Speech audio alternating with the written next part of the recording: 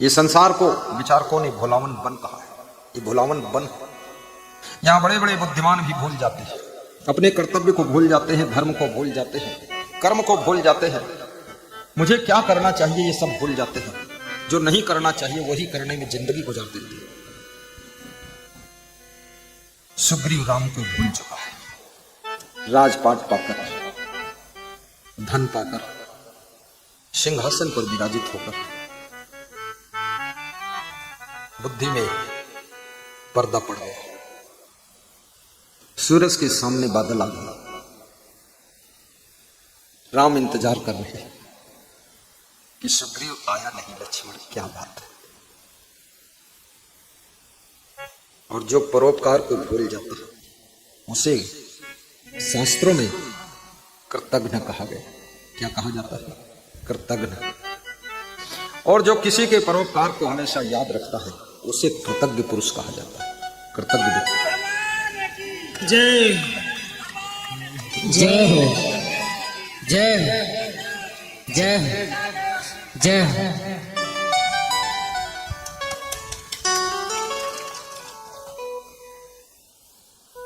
कलयुग में, कलिकाल में माता पिता के उपकार को भी कभी कभी संतान भूल जाती है। गुरु के उपकार को शिष्य भूल जाता है और उसे कृतज्ञ का दर्जा मिलता है। भूलना है तो किसी की भूल को भूल जाइए। भूलना है आपके पति से कोई गलती हो गई, उसको भूल जाइए।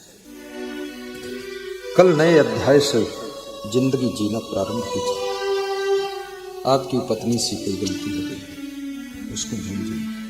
रोज रोज उसको खोद खोद कर मत रखिए। लेकिन पति के उपकार को भी याद रखिए।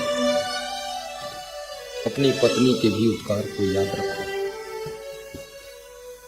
एक व्यक्ति के साथ में अनेक लोगों का उपकार होता है। ये जीवन केवल आपके अकेले से आगे नहीं बढ़ रहा, इसमें बहुत लोगों का योगदान है। मानो न मानो, समझो न समझो, आपकी बहनों का भी योगदान है। आज तुम अपनी बहनों से रूठ गए हो, बोलते नहीं हो, उनका फोन आता उठाते नहीं, तुम फोन उनको करते नहीं। लेकिन तुम्हारी बड़ी बहन तुमको गोद में खिलाते खिलाते उसके हाथ थक जाते थे और उसकी ममता बड़ी आशा के साथ पल रही थी। मेरा भाई बड़ा होगा, बड़ा होगा तो कुछ बड़ा करेगा, और बड़ा करेगा तो बड़े भाई की बड़ी छाया में मैं भी कुछ शांति शीतलता पाऊंगा। इसलिए बहन पर भी थोड़ा ध्यान रखना।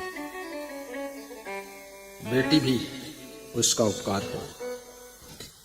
आपके घर में बेटी का जन्म हो या बेटे का जन्म हो, लेकिन खुशियां तो साथ में जन्म लेती है।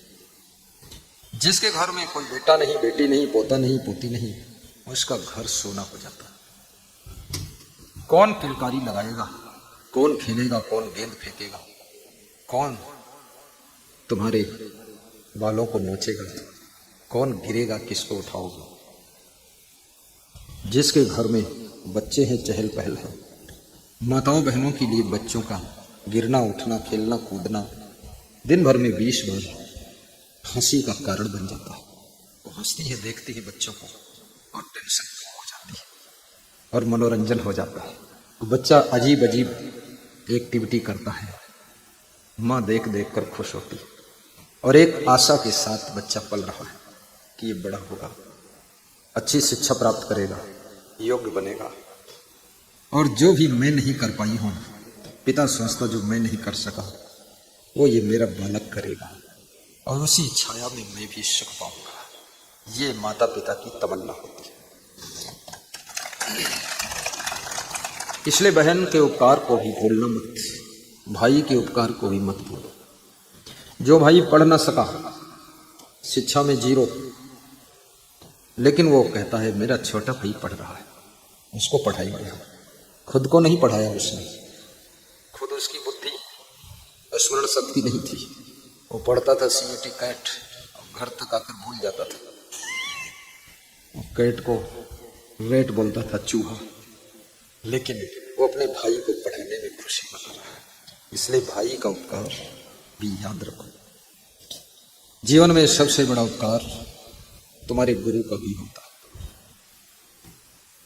कभी किताबों में गुरु के लिखे हुए शब्द तुम्हें प्रेरणा देते हैं, कभी YouTube चैनल में उनके सुनाए गए प्रवचन के शब्द तुम्हें संस्कार देते हैं, चेंज करते हैं, और कभी गुरु का दर्शन तुम्हारे मन में अचंभा पैदा करता है कि अरे ऐसे भी कोई गुरु जी है, संत है। तुम आश्चर्य में डूब जाते हो और भटकते हुए मन को गुरु सही राह पर लाने के लिए तुम्हें आत्मबल देता है, तुम्हारी बुराइयों के मैल को धो देता है और अच्छाइयों की चमक तुम्हारे जीवन में उत्पन्न कर देता है।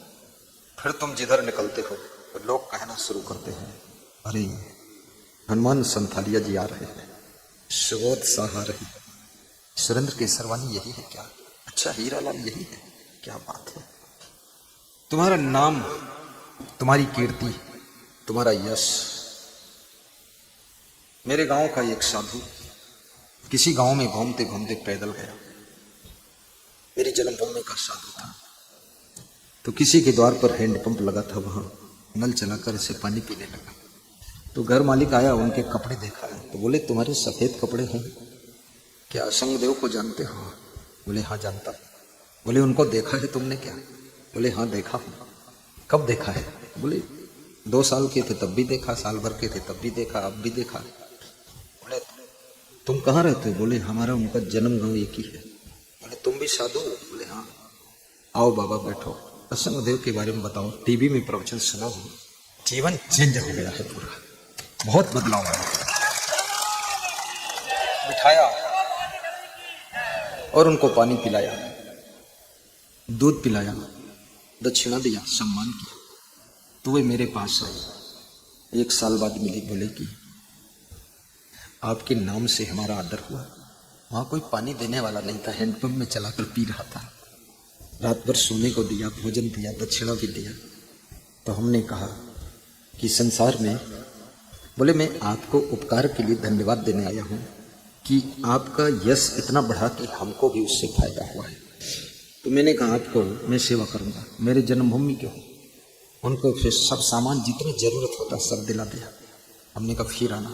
बोले शर्म लगती है, जब आता हूँ तुम बहुत सामान दे देते हो तो शर्म लगती है। तो हमने कहा शर्माओ मत, हमको देने योग्य बना दिया है मेरे गुरु ने, मेरे भक्तों ने, तो इसलिए हम दे देते हैं। याद रखना, जीवन में जो व्यक्ति उपकार को नहीं भूलता है उसके पांव कभी पीछे नहीं हटते हैं, हमेशा पांव आगे ही बढ़ते रहते हैं। जिन्होंने तुम्हारा हित किया, कुछ ना कर सको लेकिन उनको कम से कम टेंशन ना दो, चिंता ना दो, उनको दुखी ना करो और उनको प्रसन्न करो, खुश करो, कभी कभी उनको हंसाया भी करो। कल मैं राजन महाराज के कार्यक्रम में गया, उनका जो प्रोग्राम करा रहे हैं सुल्तानिया परिवार दिल्ली से, तो वे मेरा भी प्रवचन सुनते हैं। तो हमारे संत जी से मिल गए, तो मेरे को मिलने आए, आमंत्रित किया। तो मैंने कहा मैं आ जाऊंगा, कल खाली भी हूँ। तो वे जब मिले मुझको, बोले सुना था, टीवी में देखा, यूट्यूब में सुना, आज मिलने आया। गुरुजी बहुत दुखी हूँ, मेरा भाई मर गया, तो भाई की आत्मा की शांति के लिए यहाँ कथा करवा रहा हूँ। तो मैंने थोड़ी देर तो उनकी बातें सुना, फिर अपनी बात की। तो उनको इतनी हंसी आई, तो 20 मिनट तक पेट पकड़कर हंसते थे। उनके चारों भतीजे और वो भी हंसते हंसते ऊपर से उतरे नीचे गए, नीचे हंसते हंसते सोफा पर गिर गए। तो होटल का जो मालिक था बोला, है क्या मामला, हम भी हंस ले भाई। तो उन्होंने मेरी बात सुनाई तो वो भी हंस रहा था, बोले हम भी आ जाए इसी में। बोले यार हमारे यहाँ तो रात ठहरे महाराज जी, हम तो लाभ ही नहीं ले पाए और तुम तो आनंद ले लिए। बोले आनंद नहीं, परमानंद मिल गया, सब दुख मिट गया। जैसे भाई मरे थे हंसा ही नहीं था। बोले 10 साल से हंसी नहीं आई, आज दिल खोल कर हंसा हूँ, मेरा हार्ट कंप्लीट हो गया। पूरा हंस हंस के रो पड़े, आंसू आ गए, इतना जल्द हंसी। याद रखना, किसी को खुश करना भी बहुत बड़ा परोपकार है। दुनिया दुख में डूबी हुई है, इसको थोड़ा हंसाने की कला भी सीखो। फंसाने की कला तो सबको मालूम है। तो एक दूसरे को कहीं ना कहीं फंसा देते हैं लफड़ों, कोई मुकदमा में फंसा देता है, कोई पुलिस में फंसा देता है, सब जंजाल फंसा देते लोग हैं। लेकिन फंसाना नहीं, हंसाना है। क्योंकि मनुष्य का मन ऐसे ही पर्याप्त दुख की व्यथाओं से घायल है। ये तो अपने अपने दुख किसको लोग सुनाए, कौन सुनने वाला है। सबके पास में दुखों का स्टॉक है, उनकी कहानी सुनो, कहानी सुनाते सुनाते रो पड़ेंगे। मैं बिहार में गया जी में सत्संग था वजीरगंज में, वो संजय साहब करा रहे थे। ये संजय साहब ये शिक्षक है, बहुत बड़े, बहुत महान व्यक्ति, ये करा रहे थे। तो एक भक्त के साथ में सड़क पर पदयात्रा कर रहा था, तो उसकी कहानी थोड़ा सुनने लगा। वो भी शिक्षक है, वो स्कूल का मालिक भी है, शिक्षक भी है। तो उसकी कहानी जब सुनना शुरू किया मैं, अरे वो इतना रोने लगे, इतना रोने लगे, इतना रोने लगे। अपनी कहानी सुनाकर कहानी अधूरी लग गई और रोना बहुत हो गया। तो हमने कहा रहने दो, रिंकू राय यहाँ भी आए, ये रिंकू राय खड़े हैं, बहुत रोए, बहुत बचपन के दुख से प्यारा। ये खड़े हैं रिंकू राय, बहुत दर्द भरी जिंदगी। याद रखना, हर व्यक्ति अपने अपने घावों को छुपा कर बैठा रहता है, कोई उसकी पीड़ा को सुनने वाला नहीं। कौन सुने, क्योंकि हर व्यक्ति अपनी अपनी पीड़ा से ही वजन में दबा हुआ है। लेकिन सारे दुख दर्द के बीच में तुम एक ऐसे ट्रीटमेंट बन जाओ कि लोगों की पीड़ा को भुला दो और उनको खुशियां दे करके जाओ। थोड़ा उनके जीवन में ठहाकर लग जाए, मस्ती आ जाए और वे मुस्कुरा कर जीना सीख लें। जिंदगी में दुख तो है और दुख थे और दुख रहेंगे, ये भी पक्का मान लो। लेकिन दुखों में जिसको मुस्कुराना आ गया, सच पूछो इस दुनिया में उसको जीना है। बोलो सतगुरु भगवान की जय।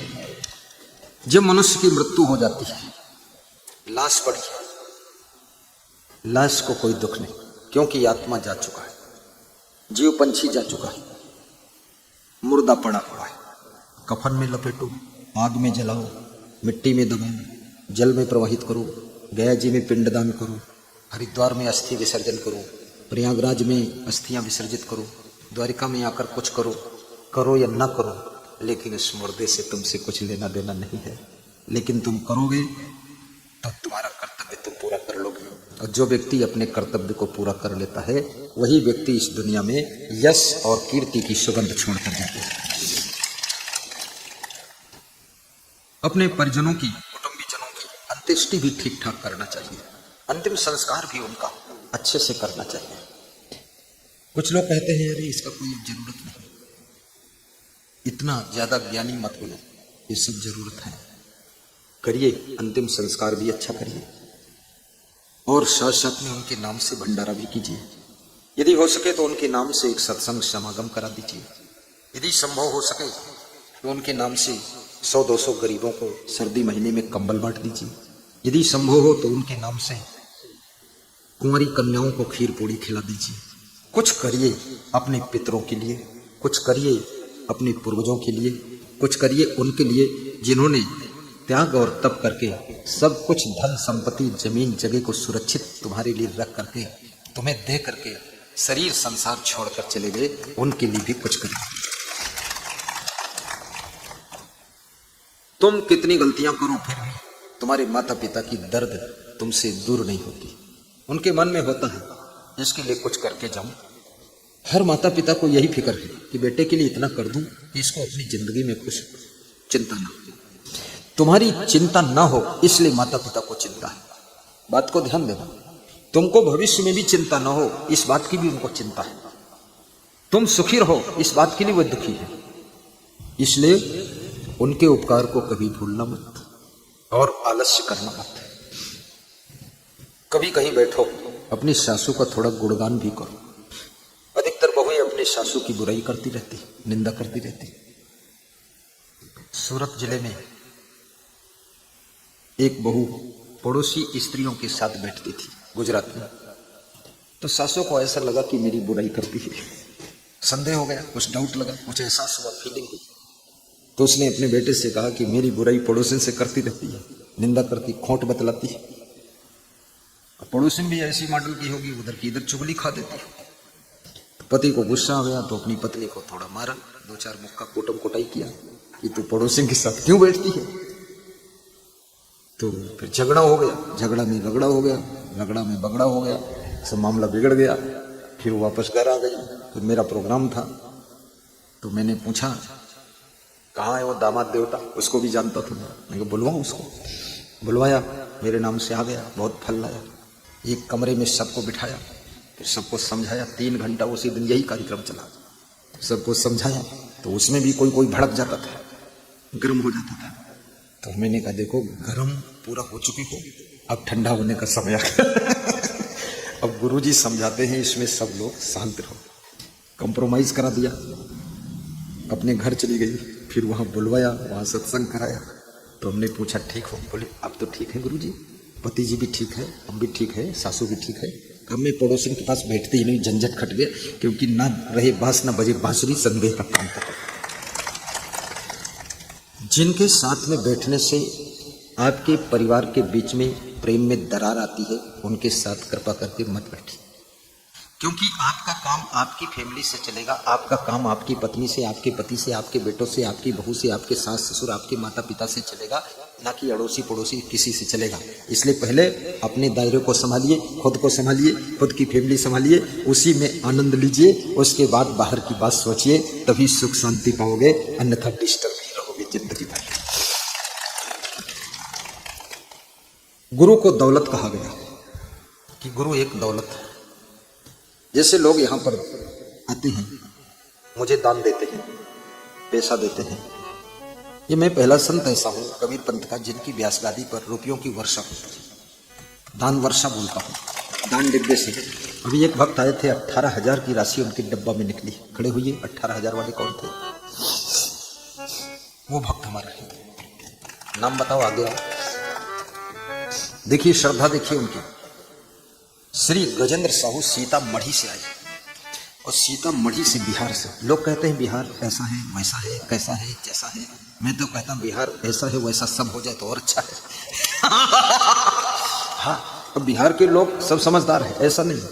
अच्छे सच्चे संत को समझते हैं, और कच्चे लुच्चे संत की सर्विसिंग भी करते हैं। हाँ, वहाँ बहुत सारे संतों की सर्विसिंग हो रही है। हाँ, लुच्चे हैं, कच्चे हैं, तुच्चे हैं, उनकी बढ़िया ओवरहालिंग कर देते हैं, सब ठीक कर देते हैं। लेकिन सच्चा संत मिल जाए, मेरे लिए तो बिहार के करोड़ों लोग समर्पित हैं, जैसे भी गुरु जी के लिए, वहाँ के संत भी और भक्त भी। तो ऐसा बिहार का भक्त गजेंद्र भैया। अब ये दान वर्षा होती है, ये मैं क्यों ऐसा करवाता हूँ, क्यों प्रेरणा देता हूँ? जब तुम लोग बैठते थे, पुआल बिछता था, पुआल या नीचे पुआल पर बैठकर लोग सत्संग सुनते थे जमीन पर। तुम्हारे अच्छे कपड़े देख करके मेरे को थोड़ा सा वो होता था कि कपड़े गंदे हो जाएंगे। मैं कल्पना करता था कभी इनके लिए कुर्सी लगे तो अच्छा है। पंडाल लगता था, उसमें धूप आती थी, पतला पंडाल होता था, किराए वाला लगा के चला जाता था। और दरी ऐसी बिछाता था, उसमें कहीं दाल चो गई है, कहीं सब्जी चुई हुई है, कहीं खीर चुई है, उसमें मच्छी भी विदा रही, वहाँ भगत बैठे तो गंदा। तो तुम्हारे ही धन से ये सब व्यवस्था बनी। अब जितना मोटा पंडाल चाहूँ उतना मोटा लगा, और जैसा चाहूँ वैसा लगा, और जैसी कुर्सियाँ चाहूँ वैसी पड़ेंगी। एक ही बार कुर्सियों के लिए बोला था, सब कुर्सियाँ दान में ही आई है, ये साथ साथ ही चलता। तुम्हारी सेवा के लिए, व्यवस्था के लिए। कल एक भक्त मुझसे कह रहा था कि गुरुदेव आपके आश्रम भी बहुत हो जाएंगे तो आश्रमों में ही हम लोग सत्संग कर देंगे। हाँ, ये कमेटी वही करा देगी। हमने कहा वहाँ भी कराएगी, ठीक है, फिर विचार कर लेंगे। मुझे द्वारिका में जब सत्संग होता है या किसी तीर्थ में होता है, मुझे भी एक्स्ट्रा मेहनत पड़ती है, एक्स्ट्रा बुद्धि लगानी पड़ती है, क्योंकि मैनेजमेंट, क्योंकि मेरा भी यहाँ कोई है नहीं कुछ, तो मुझे भी बिना प्लेटफॉर्म के सब जमाना है। और तुम्हारा भी यहाँ कोई अर्चित परिचित नहीं है, तुमको भी ऐसे ही। तो हम तुम दोनों ऐसे हैं, कैसे हैं, जैसे छप्पर की घास है। छप्पर पर की घास लहला रही है।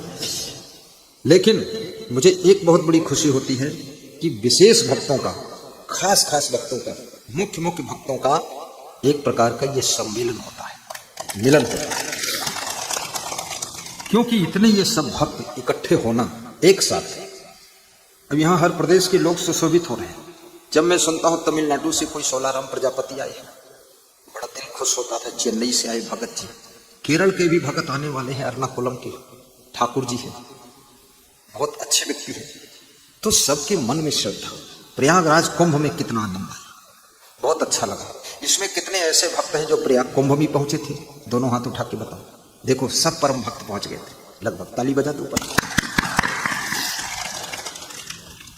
जीवन में तो कुछ करना भी चाहिए। जो कुछ नहीं करते हैं वो बीमार हो जाते हैं, जो कुछ नहीं करते हैं वो रोगी बहुत हो जाते हैं, और जो कुछ सोचते नहीं है वो बुद्धिहीन हो जाते हैं, और जो बहुत सोचते हैं वो बहुत बुद्धिमान बन जाते हैं। और जो बहुत कुछ करना चाहते हैं उनकी आधी बीमारियां तो उनके स्पीड को देख करके ही स्पीड से भाग जाती है। हाँ, इसलिए बहुत ज्यादा थोड़ा बहुत बीमारी भी हो, आप लेटी वटी मत, चालू रखिए बस। चरे वेद चलते रहो, काम करते रहो, मेहनत करते रहो, पवित्रता के साथ, पवित्र मन से जीवन भर काम करना है।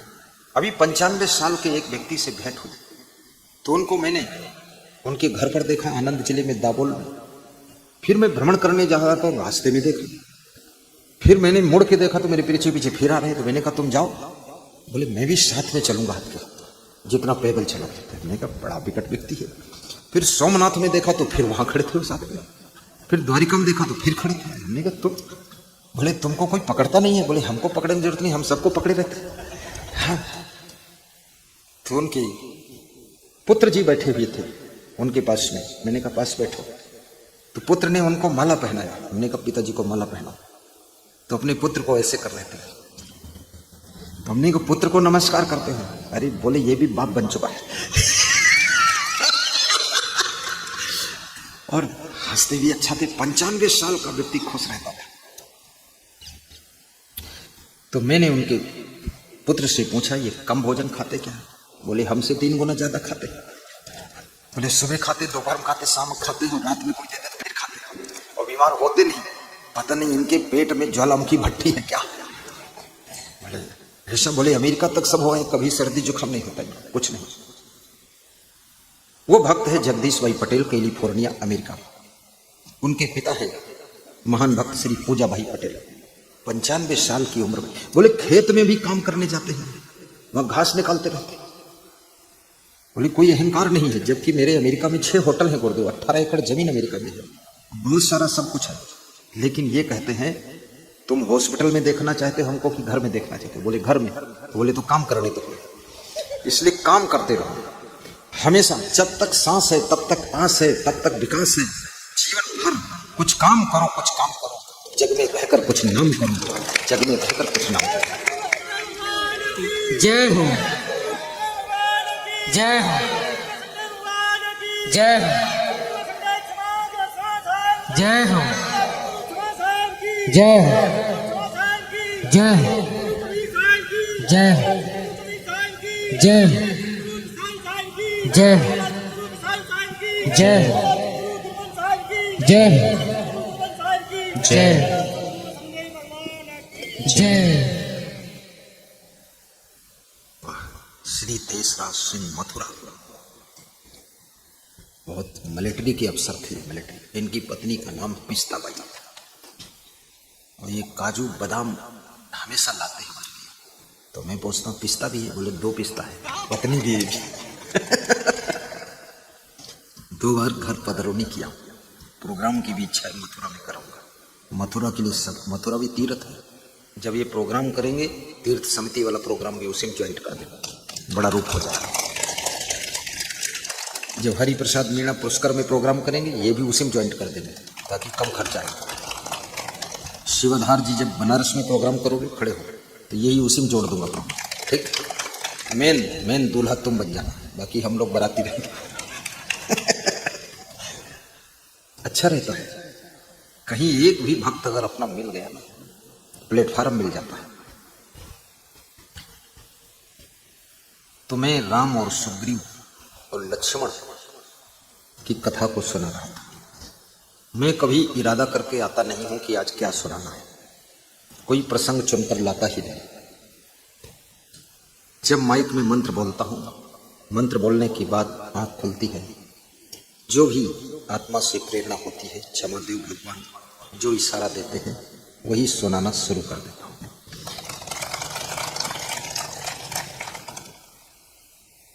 देखो लक्ष्मण ये बिजली क्या, देखो लक्ष्मण ये बिजली क्या, चमक चमक छिप जाती है क्या, चमक चमक छिप जाती है क्या, चमक चमक छिप जाती है। बिजली बादलों की चमकती है और छिपती है। राम कहते लक्ष्मण ऐसे लोगों पर तुम क्रोध न करो, क्योंकि कुछ लोग बादलों की बिजली जैसे होते हैं। उनका प्रेम कभी चमकता है, कभी छिपता है। कभी तुमसे बहुत प्रेम करेंगे और कभी तुमसे उदास हो जाएंगे, लेकिन ऐसे लोगों को क्षमा कर देना। लक्ष्मण ने कहा, प्रभु मेरी इच्छा होती है, आपने तो बाली का वध किया और मैं सुग्रीव का वध कर दूं। नहीं लक्ष्मण, वध की बात मत करना, क्योंकि बाली और सुग्रीव में अंतर है। सुग्रीव भगवान का भक्त है, लेकिन ये सारा संसार ही सुग्रीव है। माया को पाकर के सभी लोग भूल जाते हैं, सुग्रीव बन जाते हैं। जरा उनको याद दिलाना पड़ता है, भगवान की याद, भक्ति की याद, कल्याण की याद। तो तुम जाकर के याद दिला दो, कह दो जाकर सुग्रीव से कि राम तुमको याद कर रहा है। कभी कभी तुम संसार की व्यस्तता में उनको भूल जाते हो जिनके द्वारा तुम्हारा बहुत हित हुआ है, लेकिन जब कोई याद दिलाता है तो ऐसे हो जाता है जैसे अचानक कुछ खोया हुआ तुमको प्राप्त हो गया, बड़े खुश हो जाते हो। इसलिए तुमको भक्ति और गुरु की स्मृति कराने के लिए गुरु की तस्वीर भी घर में लगाना चाहिए। वो तस्वीर भी गुरु की याद दिला देती है। फोटो, कागज पर फोटो है, वो याद दिला देता है कि कोई गुरु जी भी है। तुम्हारे गले में लॉकेट है, उसमें फोटो याद दिला देता है, वो कंठी तेरे गुरु जी की कंठी है। और याद रखना, जितना अच्छे तुम बन गए हो, इतना अच्छे बहुत बन गए हो, इससे और ज्यादा अच्छे बनने की जरूरत भी नहीं है। इतना बहुत है, इतना ही बने रहना है, ऐसे ही चलते रहना है। अब बहुत ज्यादा चिंता नहीं करना है, फर्स्ट क्लास में चल रहे हो, अभी इसके ऊपर छलांग लगाने की आवश्यकता नहीं है। बस इसी स्पीड में चलते रहो, आगे बढ़ते रहो। भक्ति जब पूर्ण हो जाती है तब आत्मा की मुक्ति हो जाती है, तब आत्मा की मुक्ति होती है। बोलिए सदगुरु भगवान की जय। तो मैंने बताया था कि गुरु एक दौलत भी है। परिवार का हर सदस्य तुम्हारी संपत्ति है। क्या कहूं कौन सी दौलत है गुरु। गाइए, संत लोग गाइए। क्या कहूँ कौन सी दौलत है गुरु, मेरा जीवन, वाह वाह, मेरी दुनिया, मेरी जन्नत है गुरु। क्या कहूँ कौन सी दौलत है गुरु, मेरा जीवन, मेरी दुनिया, मेरी जन्नत है गुरु।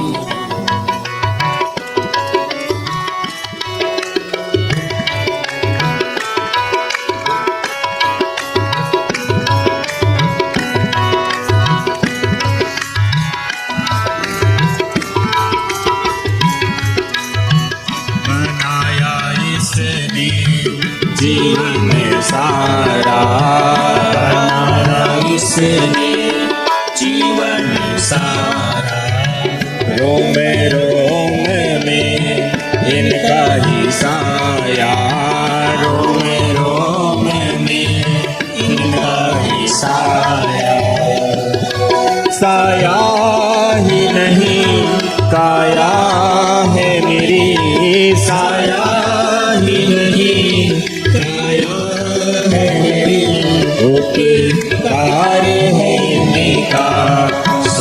श्वासों पर मेरी पूजा मेरी बरकत है गुरु।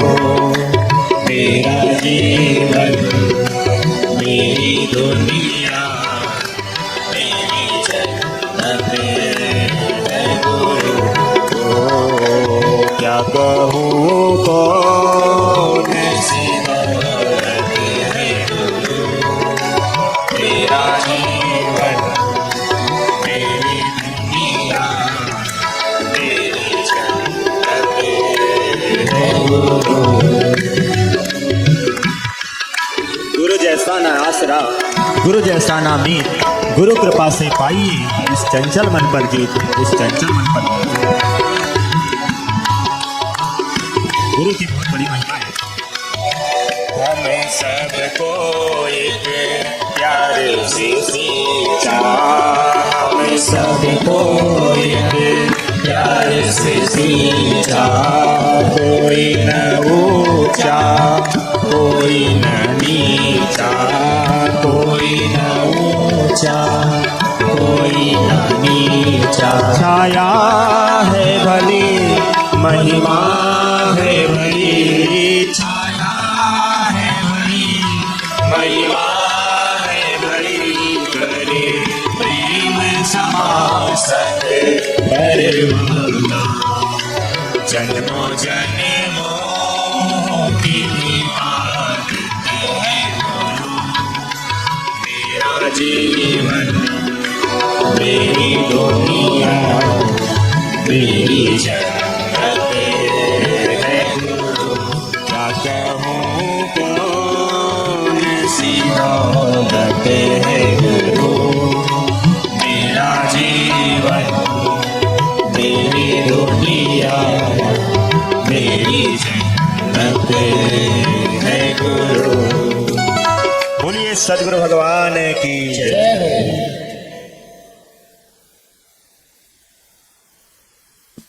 गायक संतों को व्यासगादी आशीर्वाद देती है।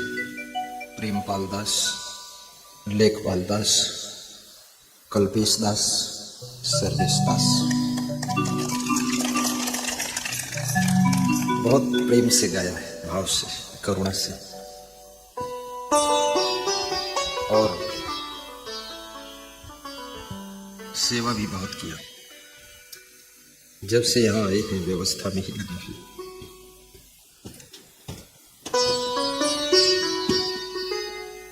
मन में एक ही तमन्ना है, किसी भी गुरु के प्रेमी भक्त को असुविधा न हो। अच्छी से अच्छी व्यवस्था बनाने के लिए समस्त संत साधक प्रयत्नशील रहते हैं। कम से कम खर्च में भी सेवा, ये भी ख्याल रखते हैं। इसलिए जो भंडार विभाग देखते हैं नवीन दास और लालता दास, दोनों ने मिल करके उत्तर प्रदेश से, लखीमपुर खीरी से ही सब हलवाई, रजाई, गद्दा, रोटी बनाने की मशीन आदि सब लेकर आए। वहीं से सब यहाँ का भी हिसाब किताब गणित जोड़ा, बोले उधर से लाना पड़ेगा, ट्रक ये लेकर आई। इनका कहना है, मैं गुरु का ऐसा भक्त हूँ, मेरे घर पे घास फूस का छप्पर था, एक बार गुरु को ले गया, 10-12 ट्रक के मालिक बन गए, 2-4 मकान बन गए, 2-4 प्लाट हो गए, कारें बहुत हो गई। उन्होंने मुझसे कहा कि गुरुदेव, सब बेसब्री से इंतजार है कि एक भव्य प्रोग्राम करो।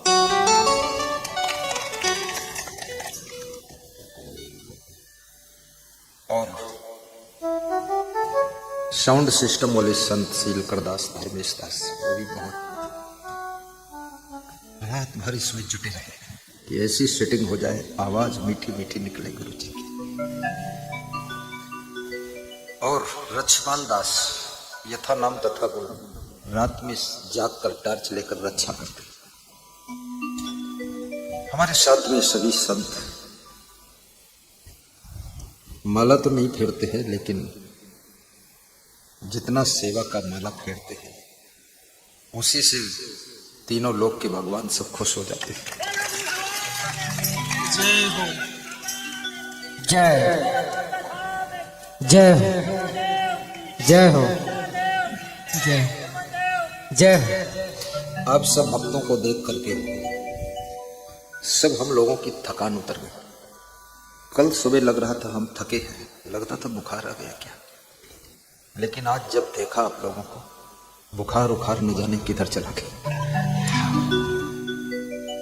प्रेम भी स्वास्थ्य वर्धन करता है। आप कितना अस्वस्थ अपने को एहसास करते हो, लेकिन आपको प्रेम करने वाले लोग मिल जाए तो आपका चेहरा खिल उठता है। इसलिए कबीर साहब कहते हैं, ढाई अक्षर प्रेम को पढ़े सो पंडित हुए, पोती पढ़े पढ़ जगमुआ पंडित हुआ न हुआ। कबीर साहब कहते हैं, पोतियां पढ़ो न पढ़ो, लेकिन कम से कम प्रेम को समझ लो। दूसरों का प्रेम तुमसे कितना है इसको भी फील करना सीखो, क्योंकि कोई जान थोड़े निकाल देगा आपके लिए, और जान भी निकाल दे तो क्या ना समझ क्या पाएगा। इसलिए उसके अपने पति के भी प्रेम को समझो। सब किताबें तुमने पढ़ लिया, लेकिन प्रेम की किताब पढ़ा ही नहीं, पढ़ना आता ही नहीं। सारी भाषाएं पढ़ ली, इंग्लिश, गुजराती, मराठी, हिंदी, संस्कृत, लेकिन प्रेम की भाषा पढ़ ही नहीं पाए। अपने पत्नी के प्रेम को भी समझो। तुम्हारी पत्नी जो वास्तव पत्नी है, चिंता करती रहती, इनको क्या खिलाऊं जो बीमार ना हो। तरह तरह का ढूंढ ढूंढ कर यूट्यूब चैनल में सुन सुन करके बनाती है। अभी कोई सज्जन मिले पति पत्नी, यही गुजरात में ही, तो मैंने पति से कहा कि थोड़ा भोजन कम खाना था, तो उसकी पत्नी आंसू भर करके रुमाल से अपने आंसू पोंछ कर बोले, ये बात इनको समझा दो तो सब ठीक हो जाए, क्योंकि खाते बहुत बहुत खतरनाक। तो इसका पति जो है बोला, गुरुजी के सामने कहने क्या जरूरत है। तो पत्नी ने कहा, भले हमको डांटो तुम, लेकिन गुरुजी की बात मान करके कम खाओगे तो बीमार नहीं होगे, वही हमको खुशी है। डांट खा लूंगी पर तुमको स्वस्थ करना चाहती है। ये है उसका प्रेम। एक मास्टर साहब के यहाँ मेरी पधरौनी थी, तो कोई जलेबी लेकर आया, मेरे सामने थाल में रखा, गरम गरम थाल में। तो मास्टर साहब हमारे सामने बैठे थे। मैंने मास्टर साहब की तरफ थाल बढ़ाया, हमने कहा, ले लो मास्टर साहब, मैं तो दृष्टि भोग लगाऊंगा, खाऊंगा। तो मास्टर साहब ने हाथ लपकाया लेने के लिए, तो उनकी पत्नी जो मास्टरीन थी, पूरी थाल मेरे हाथ से खींच के ले गई, बोली इनको मत खिलाना मास्टर को। तो मास्टर घूर के देख रहा था, तो हमने कहा क्या बात है, बोले शुगर 400 से ऊपर। हाँ, और फिर भी देखो जलेबी लपक पड़े। कई घरों में यही बात का झगड़ा होता है, पत्नी कंट्रोल करती, ये मत खाना, फिर खा लेते हैं। वास्तव में खाने का स्वाद केवल 1 मिनट रहेगा आपकी जीवा पर, लेकिन महीनों बीमारी का दुख रहेगा। इसलिए थोड़ा जीवा को भी कंट्रोल करना और समय पर खा भी लेना। ज्यादा लेट मत करो। जब तुम देर करते हो खाने में तो दिमाग मरना शुरू कर देता है, दिमाग की डेथ होने लग जाती है। इसलिए सुबह जल्दी थोड़ा नाश्ता कर लो। दोपहर में फट से करने का मतलब ये नहीं कि पूरा दाल भात घोल के पी जाओ, खाओ आराम से, लेकिन टाइम पर फट से खाइए। शाम को भी थोड़ा खा लीजिए, थोड़ा थोड़ा 3 टाइम खा लीजिए, 1 टाइम मत भरिए, जरूरत नहीं, थोड़ा थोड़ा खा। और खाने के बाद भोजन बनाने वाले की कभी कभी प्रशंसा भी कर दो, क्योंकि भोजन बनाने में बहुत मेहनत पड़ती है, उनको भी धन्यवाद दे दो। प्रेम की परिभाषा को समझो, प्रेम की भाषा को समझो, प्रेम को रीडिंग करना सीखो, और प्रेम को पढ़ना सीखो, प्रेम को समझना सीखो, प्रेम को निभाना सीखो। प्रीति करो निर्वाह करो, अनरीत करो अब ही कहना है। हमारे आश्रम के हमारे छोटे गुरु पूज्य श्री गुरुमनदेव महाराज ये दोहा बार बार सुनाया करते थे कि प्रीति करो निर्वाह करो, अनरीत करो अब ही कहना है। अभी कह दो ये अनरीत करूंगा, गड़बड़ मचाऊंगा, अभी कह दो तो प्रीति हटा लेगा। प्रीति करो निर्वाह करो, उसको निभाओ भी। प्रीति करो निर्वाह करो, अनरीत करो, अगर अनरीत करना है तो अभी बता दो, अनरीत करो अब ही कहना। बाड़े के प्रीति अथाह भाई, तो दुख और सुख सबई सहना है, दुख और सुख सबई सहना।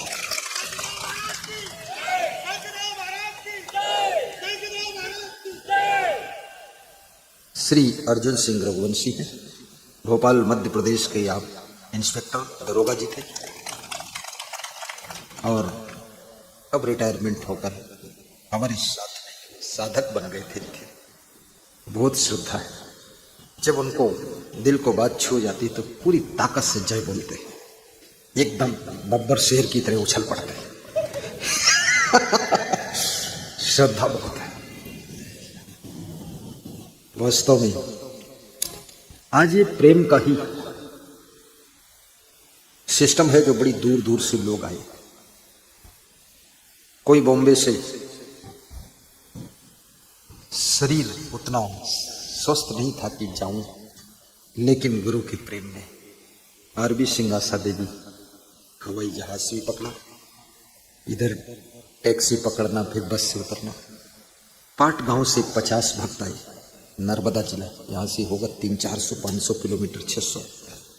छत्तीसगढ़ प्रदेश से योगेश साहू कुणाल साहू 1600 किलोमीटर गाड़ी चला कर आए। गाड़ी भी सोचती होगी है मामला कठिन योगेश के साथ। गुरु ने जब सुना तो हमने कहा अरे भाई कितना श्रद्धा है, इतना गाड़ी। और कोई एरोप्लेन से आया सुपौल जिले से, हमारी भक्त राजा राम, कोई ट्रेन से आया, कोई अहमदाबाद उतर गया, फिर वहां से कुछ गाड़ी पकड़ा, फिर बदला, फिर इधर उठा पटक फैला इधर उधर। कोई 150 लोगों को लेकर आया, उसको यही चिंता थी एक दो कहीं इधर उधर न हो जाए। सुनील भारती गंभीर कितने लोगों को लाए हैं? 32 आदमी को लाए, 160 आदमी को वहां लेकर आए थे प्रयागराज में।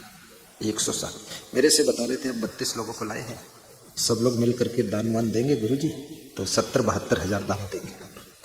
हमने कहा ठीक है। ऐसे सलाह करते हैं, लगता है पिता पुत्र सलाह करते हैं कि इतना रुपया देंगे।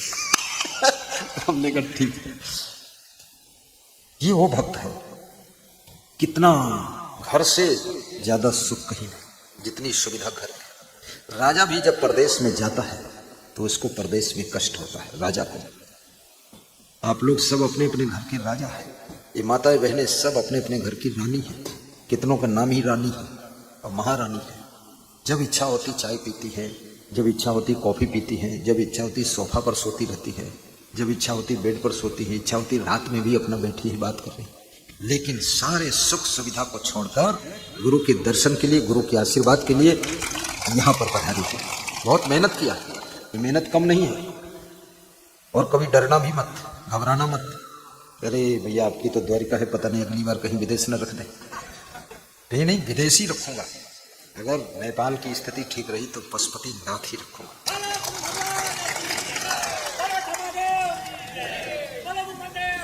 जय हो। साल में एक बार कम से कम माया मोह से बाहर निकलकर गुरु के साथ में 3 दिन बिताइए। तीर्थों का दर्शन कीजिए, समुद्र की लहरों को देखिए, द्वारिकाधीश जैसे, पशुपति नाथ जैसे भगवान के बारे में सुना है उनका भी दर्शन कीजिए। और तीर्थों में जाने से क्या होता है? जो होता सो होता है, जो होता वही होगा तुमको, जो सबको होता है, और तुमको कुछ ज्यादा ही होगा। हाँ, तीर्थ में जाना चाहिए, क्योंकि बहुत कंफर्ट लाइफ बड़ी नुकसान करती है। मैं एक छोटी सी कथा सुनाऊंगा। कंफर्ट जोन से बाहर निकलना चाहिए हर आदमी को। कभी कभी थोड़ा प्रैक्टिस करना चाहिए। किसी छोटे से जंगल में गिद्धों का झुंड रहता था। तो गिद्धों का झुंड रहता था, गिद्धों के झुंड का जो मुखिया था वो बड़ा समझदार था। समझदार ही मुखिया बनता है, और मुखिया यदि समझदार नहीं है तो वो परिवार बिखर जाता है। और परिवार बिखर गया तो मुखिया किसके बनोगे तुम? गुरु समझदार नहीं है तो फिर संत मंडली भी और सब भक्त मंडली बिखर जाती है, फिर गुरु किसके बनोगे तुम? और शिष्य मंडली समझदार नहीं है तो वो फिर गुरु से जुड़कर नहीं रह पाती। सब अपनी अपनी मथनी, अपना अपना मक्खन खाते रहते, अपनी अपनी ढपली, अपना अपना राग, और सबका मिट गया बैराग, ऐसा हो जाता। तो गिद्धों के झुंड का जो मुखिया था, हजारों गिद्ध थे, गिद्धों के झुंड में भी एक मुखिया चुना जाता है। इसलिए अपने परिवार में किसी एक को मुखिया जरूर चुन लेना।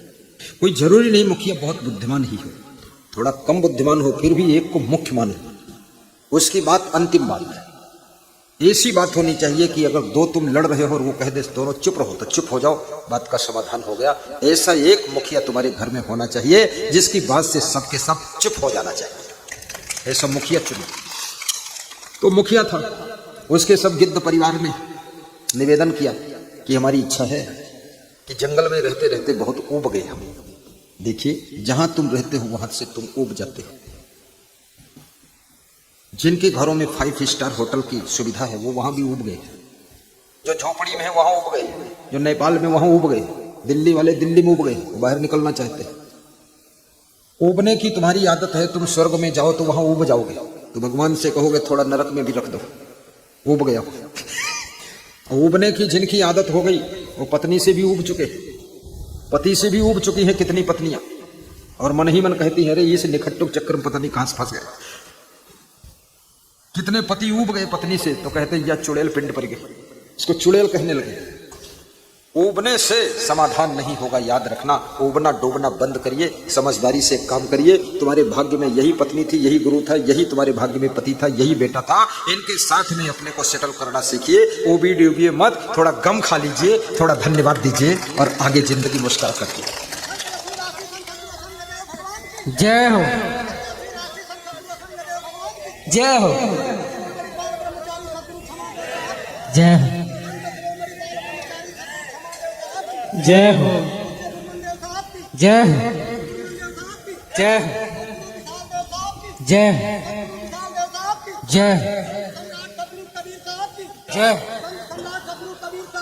जय